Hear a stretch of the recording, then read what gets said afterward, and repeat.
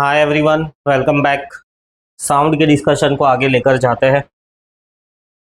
काफ़ी सारी चीज़ें पढ़ी हम लोगों ने लास्ट 2 लेक्चर्स में। आज का ये थर्ड लेक्चर। इको को बहुत डिटेल में डिस्कस किया था, फिर वाइब्रेशंस, नेचुरल वाइब्रेशंस को डिस्कस किया था, और आज हम डिस्कस करेंगे डैम्प्ड वाइब्रेशंस। नेचुरल वाइब्रेशंस होते हैं, डैम्प्ड वाइब्रेशंस होते हैं, और फोर्स्ड वाइब्रेशंस होते हैं। कोई भी वाइब्रेशन हो रहा हो उसको हम ये तीन में से एक कैटेगरी में डिवाइड कर सकते हैं। एक तो नेचुरल, दूसरा डैम्प्ड, और तीसरा फोर्स्ड। नेचुरल यानी खुद से हो रहा है, खुद से हो रहा है यानी जरा सा डिस्टर्बेंस दे दिया वो खुद से वाइब्रेट हो रहा है, नेचुरल।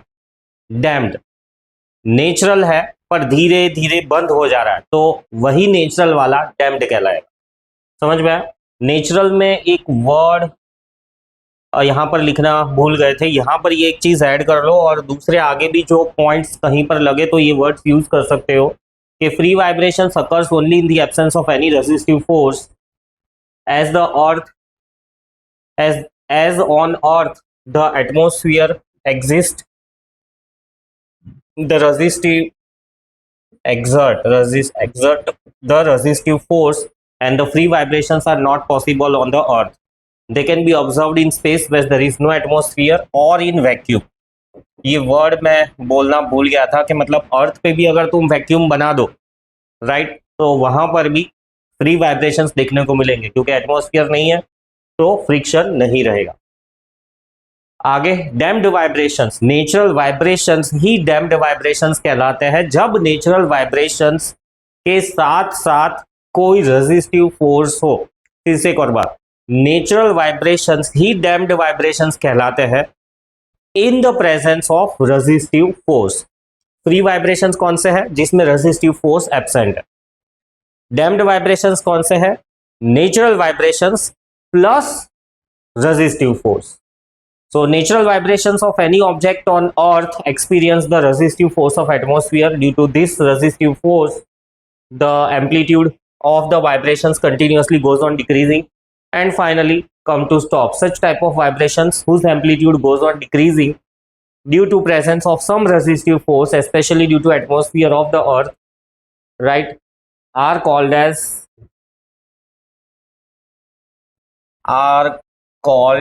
Damped vibration. डैम्पिंग कहते हैं इसको, धीरे धीरे बंद हो जाना, डैम्पिंग, धीरे धीरे रुक जाना। अर्थक्वेक आता है ना, तो बिल्डिंग ऐसे वाइब्रेट होती है, तो खास करके बड़ी इमारतें 10-20 मंजिल की, उनके वाइब्रेशंस को रोकने के लिए डैम्पनर लगाते हैं। डैम्पनर बहुत अलग अलग टाइप के अरेंजमेंट्स होते हैं।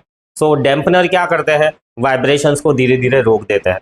तो डैम्पिंग का मतलब ही यह है कि धीरे धीरे रुक जाना या रोक देना, राइट। सो क्लियर होगा, damped vibrations are the natural vibrations accompanied by some resistive force. Ultimately the amplitude goes on decreasing and finally they come to stop.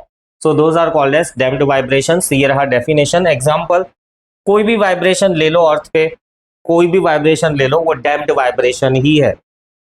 अगर एटमॉस्फेयर के प्रेजेंस में कोई भी वाइब्रेशन हो रहा है तो वो डैम्प्ड वाइब्रेशन ही है। नेचुरल वाइब्रेशंस या तो वैक्यूम में होंगे या तो स्पेस में होंगे, और फोर्स्ड वाइब्रेशंस किसी फोर्स की वजह से होंगे। चलो, तो डैम्प्ड वाइब्रेशंस के examples, vibrations of the tuning fork in the air are damped.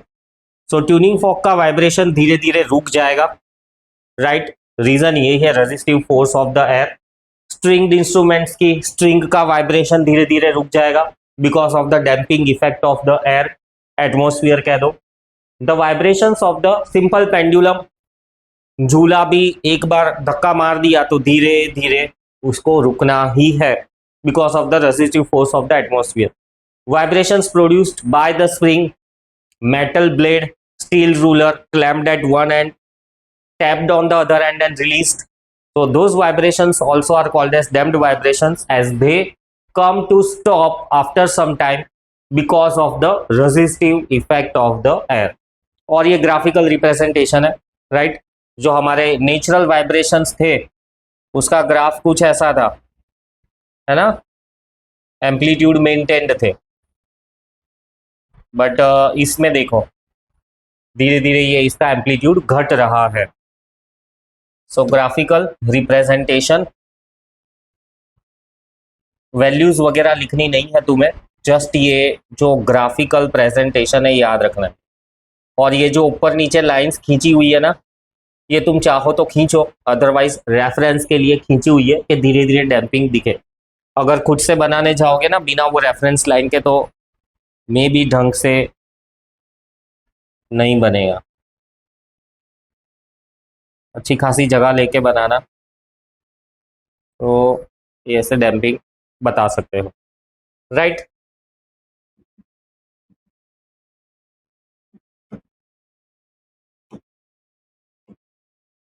तो डैम्प्ड वाइब्रेशंस के बारे में, फोर्स्ड वाइब्रेशंस। अब नेचुरल वाइब्रेशन अर्थ पे ही, मैं चाहता हूं कि झूला कंटिन्यूअसली झूलता रहे, मैं चाहता हूं कि पेंडुलम कंटिन्यूअसली ऑसिलेट होता ही रहे, मैं चाहता हूं कि स्प्रिंग कंटिन्यूअसली वाइब्रेट होती ही रहे। तो क्या करोगे, एक बार डिस्टर्ब करके छोड़ दिया, शुरू हो गया, बट वो कंटिन्यू रहे, इसके लिए क्या करोगे, कुछ एक्सटर्नल फोर्स अप्लाई करना पड़ेगा। और अगर एक्सटर्नल फोर्स की मदद से vibrations continue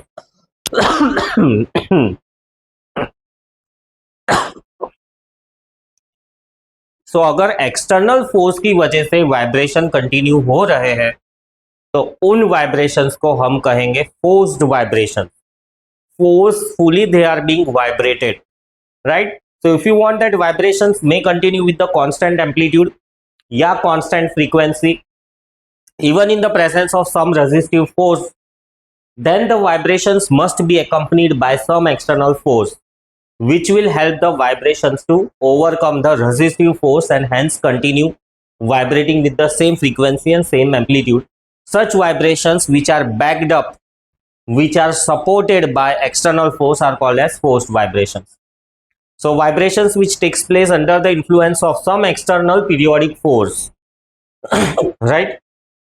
Some external periodic force, periodic force यानी जैसे झूले में हम पीरियोडिकली फोर्स देते हैं ना, जैसे यहां से मैंने धक्का मारा तो झूला आगे गया वापिस आया, फिर से मैंने धक्का मारा। तो छोटा बच्चा जब झूल रहा है, कंटिन्यूअसली एक फिक्स्ड मैग्नीट्यूड का फोर्स अप्लाई करते रहते हैं, तो उसको हम कहते हैं पीरियोडिक फोर्स। ये धक्का मारा, वापिस एक सेकंड बाद झूला, फिर से आया, फिर से धक्का मारा, तो पीरियोडिकली हम फोर्स उसको अप्लाई कर रहे हैं। सो वो वाइब्रेशंस जो पीरियोडिक फोर्स की वजह से टिके हुए हैं, बने हुए हैं, are called as forced vibrations.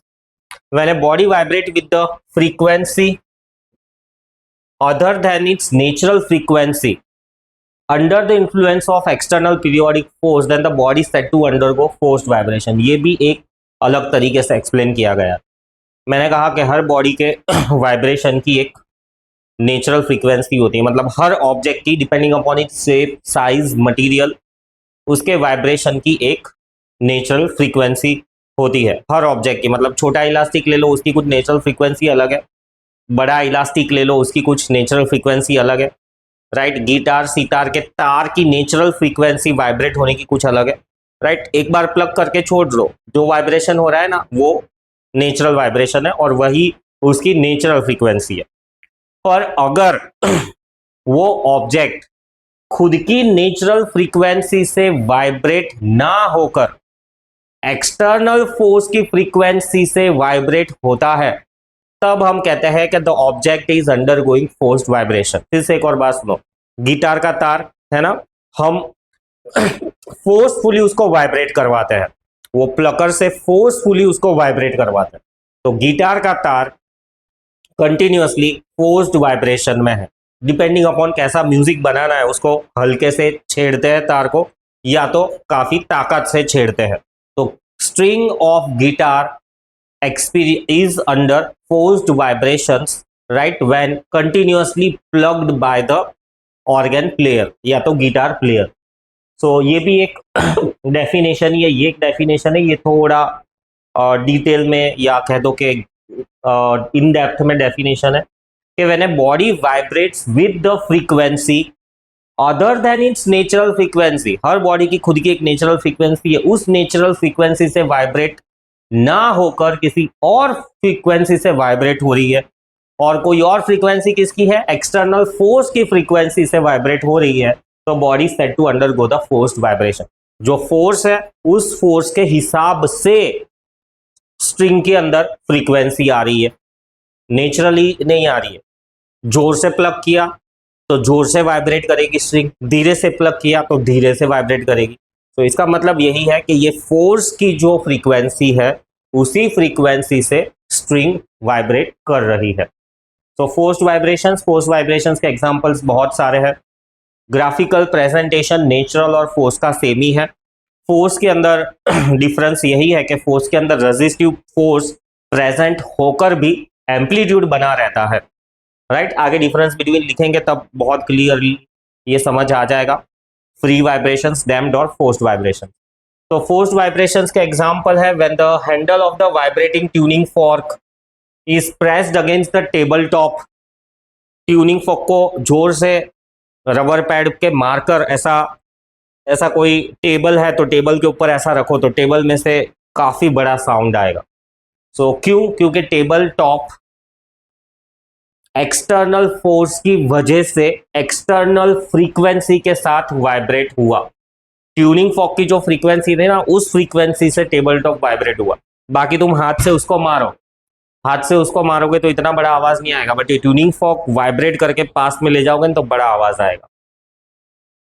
So when the vibrating tuning fork is pressed against the tabletop, a loud sound is heard. This is because the vibrations of the tuning fork forces the tabletop to vibrate with the frequency of the tuning fork. देखो यहाँ पे ये चीज बहुत अच्छे से समझना, दो फ्रीक्वेंसीज इन्वॉल्व है, एक ऑब्जेक्ट की खुद की नेचुरल फ्रीक्वेंसी, दूसरी फोर्स की फ्रीक्वेंसी। तो कंफ्यूज नहीं होना है, समझ में आया।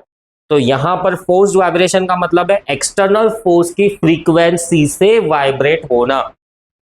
Second example, when the string of guitar और sitar is plucked, the wind box in the stringed instrument makes the forced vibrations. तो गिटार सितार में हमेशा पीछे की तरफ खाली डब्बा रहता है, मतलब गिटार देखा ही होगा,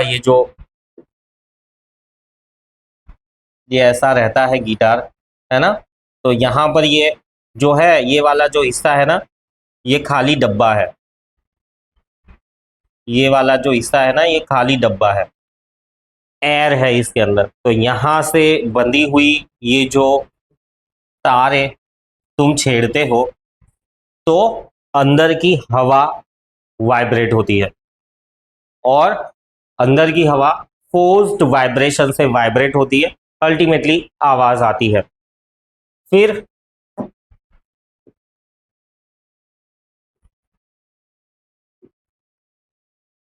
तीसरा वाला the enclosed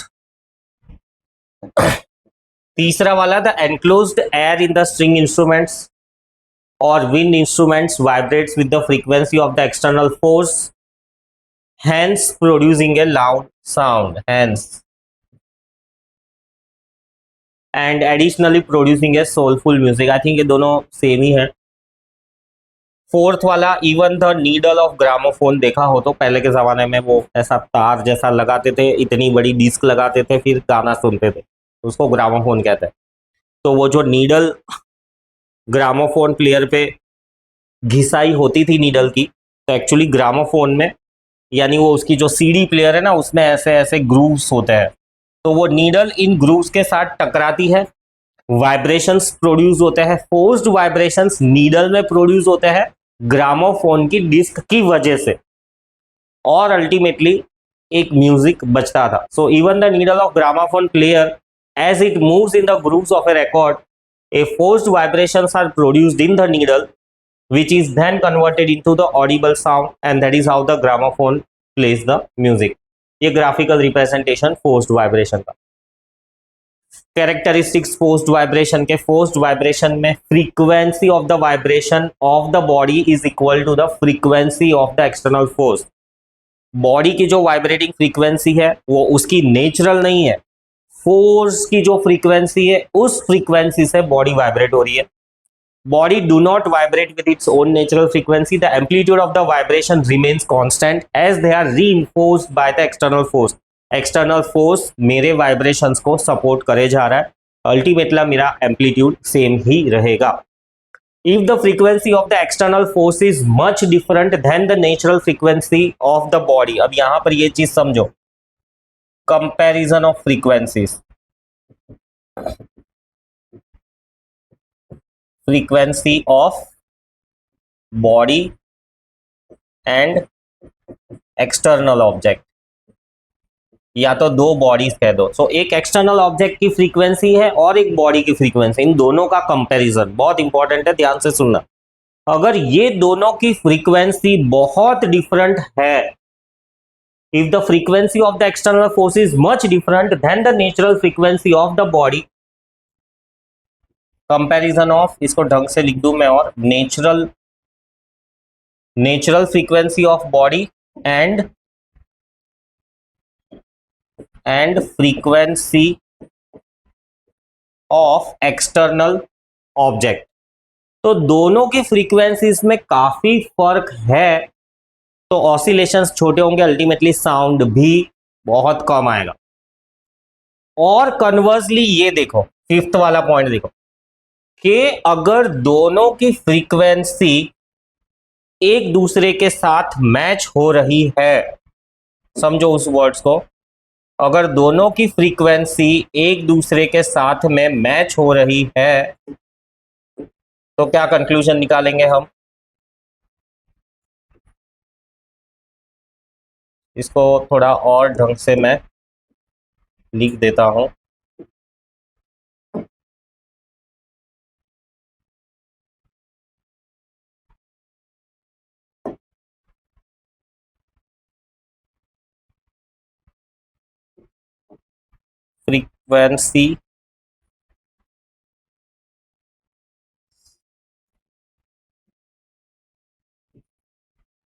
frequency of external object, external object की फ्रीक्वेंसी हम क्या लिखेंगे?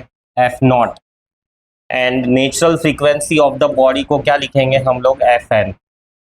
तो इन दोनों फ्रीक्वेंसीज का कंपैरिजन है. तो if f naught is equals to integral multiple of natural frequency of the body implies large vibrations और अल्टीमेटली लार्ज साउंड भी प्रोड्यूस होगा. इफ एक्सटर्नल फोर्स की फ्रीक्वेंसी इंटीग्रल मल्टीपल नहीं है तो स्मॉल वाइब्रेशंस होंगे. बहुत इंपॉर्टेंट कंसेप्ट है ये, अच्छे से समझ भी लो और लर्न भी कर लो. सो दो फ्रीक्वेंसीज का कंपैरिजन है. इसको एज ए एग्जांपल लिखूं तो let f naught be equal to, हम ऐसा ले लेते हैं कि 8 हर्ट्स, फ्रीक्वेंसी का यूनिट है 8 हर्ट्स, है ना? 8 नहीं, 512 हर्ट्स ले लेता हूं. और एफ एन को मैं ले लेता हूं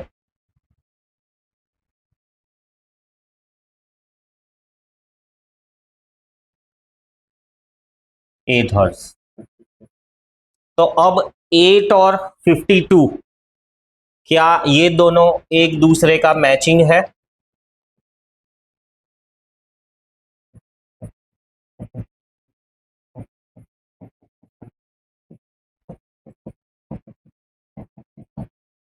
क्या ये दोनों मैचिंग है? हाँ है. F naught f n into 8 का ही ये मल्टीपल है. कितना है अगर चेक करना है तो डिवाइड करके देखो, 512 बाय 8,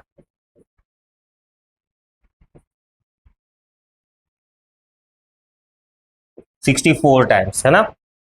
सो परफेक्टली इंटीजर नंबर मिल रहा है 64 टाइम्स. सो अल्टीमेटली ये लार्ज वाइब्रेशंस प्रोड्यूस करेगा. सो इंप्लाइज लार्ज वाइब्रेशन.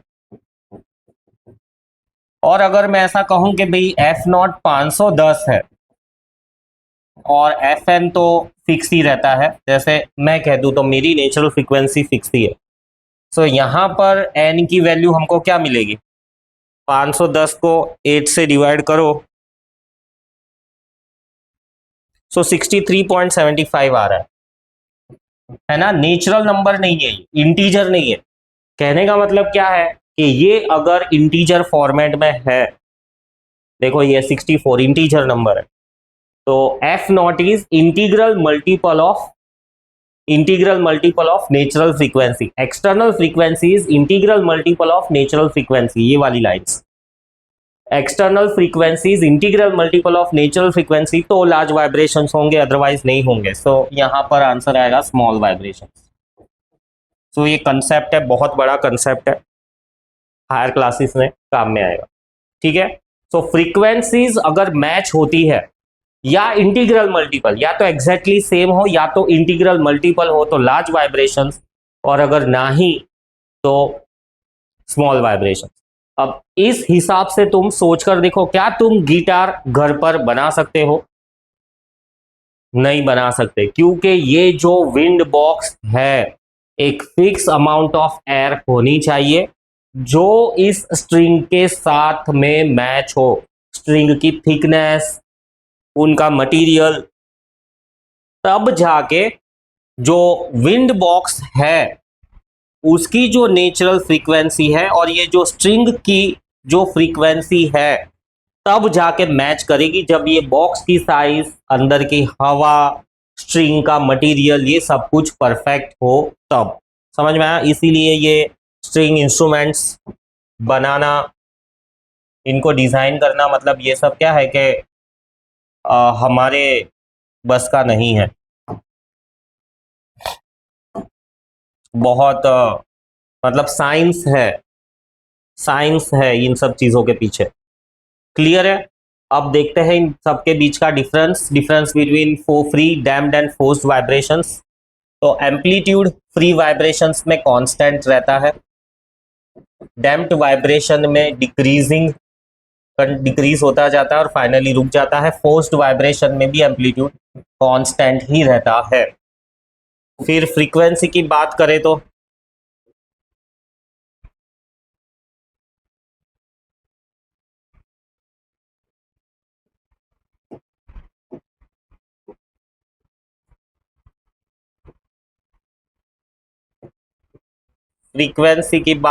फ्रीक्वेंसी भी फ्री वाइब्रेशंस के केस में कांस्टेंट ही रहती है। डैम्प्ड वाइब्रेशन में ये फ्रीक्वेंसी धीरे धीरे डिक्रीज होती जाती है।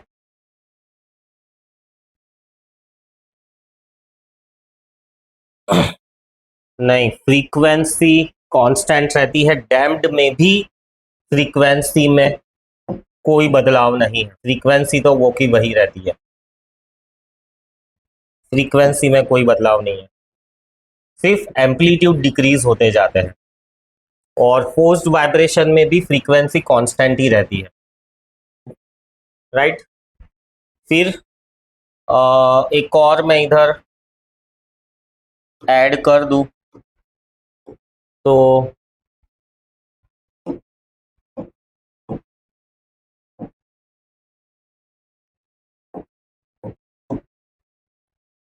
मैं इधर लिखूंगा पीरियोडिसिटी, या ऐसा कह दो टाइम पीरियड के बारे में क्या कमेंट होगा?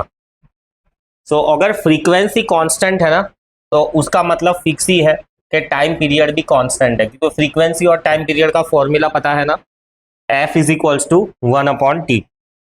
सो पीरियोडिसिटी और टाइम पीरियड ये भी कांस्टेंट, यहां पर भी कांस्टेंट, यहां पर भी कांस्टेंट, तो मतलब हम कह सकते हैं कि तीनों ही वाइब्रेशंस पीरियोडिक है। ये तीसरा वाला पॉइंट, इसको इरेज कर देते हैं। फिर उसके बाद में हम आते हैं एनर्जी के बारे में, क्या कंक्लूजन रहेगा?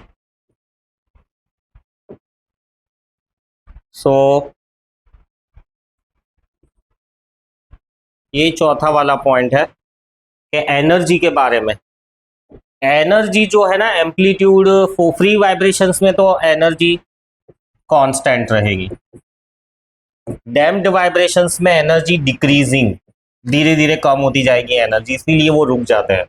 और फोर्स्ड वाइब्रेशन में भी एनर्जी मेंटेन्ड रहेगी, और एक्सटर्नल फोर्स जो भी एनर्जी फ्री रेजिस्टेंस की वजह से जा रही है ना, वो एक्सटर्नल फोर्स उसको सप्लीमेंट करके देगा। फिर नेचर, नेचर का मतलब यही कि भाई पीरियोडिसिटी,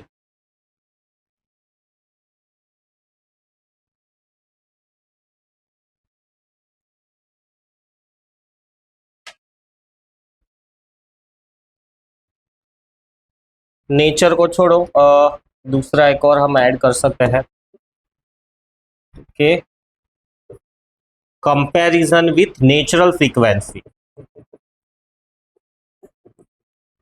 समझ में आ रहा है? नेचुरल, क्योंकि हर बॉडी की एक नेचुरल फ्रीक्वेंसी तो है ही है, उस नेचुरल फ्रीक्वेंसी के साथ कंपेयर करेंगे तो फ्री वाइब्रेशंस की फ्रीक्वेंसी नेचुरल वाइब्रेशंस के फ्रीक्वेंसी की जितनी होगी, हाँ होगी।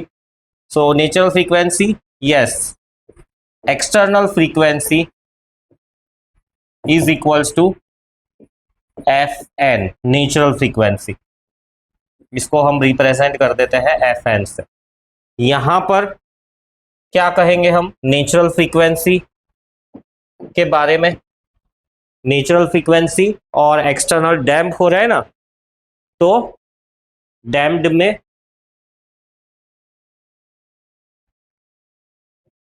Frequency is not equal to f n. Natural frequency f n है, ये ध्यान रखना। तो यहाँ पे भी ऐसा ही लिख दो, एक्सटर्नल वर्ड क्यों यूज करना है, कंफ्यूजन यूज करेगा। सो frequency will be equal to natural frequency, frequency will not be equal to natural frequency, and frequency will be equal to frequency external, external force की जो फ्रीक्वेंसी होगी ना उसके। So frequency is frequency of vibration. थोड़ा ढंग से, तो फिर क्या कभी बाद में भी अगर हम पढ़े इसको तो हमें पता रहना चाहिए कि क्या लिखा हुआ है। अभी खुद के हिसाब से उसको सिंबॉलिकली लिख देंगे, फिर थोड़े टाइम के बाद में पढ़ने जाएंगे तो यही सोच रहे जाएंगे कि इसका मतलब क्या था। So frequency of vibration is equal to natural frequency, frequency of vibration is not equal to natural frequency, frequency of vibration is equal to external periodic force. और कुछ कंपैरिजन में हम लिख सकते हैं,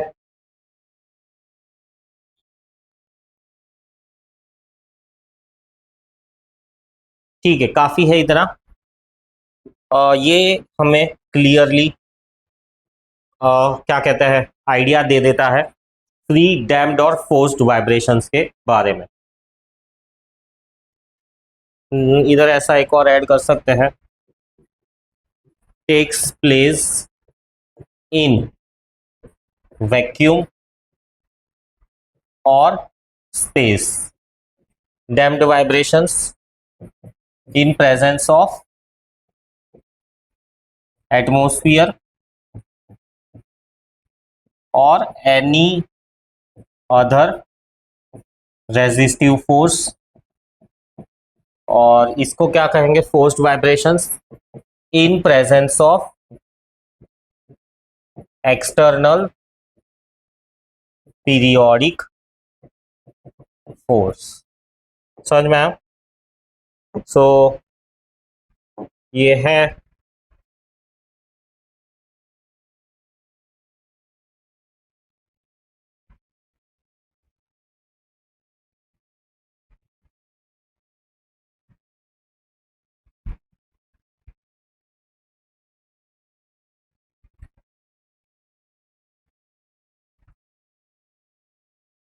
वैसे अभी कलर के साथ सही लग रहा है, बट जब इसकी प्रिंट निकालेंगे ना तो प्रिंट में सब मिक्स दिखेगा।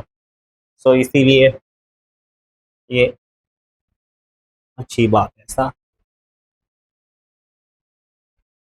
ठीक है, आगे बढ़ते हैं। रेजोनेंस, वंस अगेन ये जो रेजोनेंस है यही इसी में से आया हुआ है। सो लेट से इसको मैं कॉपी पेस्ट कर लूं सो दैट वहां पे भी ये चीज मैं यूज कर सकूं। कॉपी। सो क्या होता है रेजोनेंस? चलो लेक्चर का टाइम हो गया है तो हम ये रेजोनेंस नेक्स्ट लेक्चर में डिस्कस करेंगे, ठीक है? मिलते हैं नेक्स्ट लेक्चर में, सी यू, बाय बाय।